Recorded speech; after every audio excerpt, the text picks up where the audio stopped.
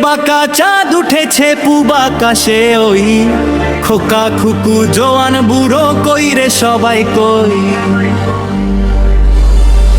ঈদের বাঁকা চাঁদ উঠেছে পূব আকাশে, ওই খোকা খুকু জোয়ান বুড়ো কই রে সবাই কই। বলো ঈদ মোবারক।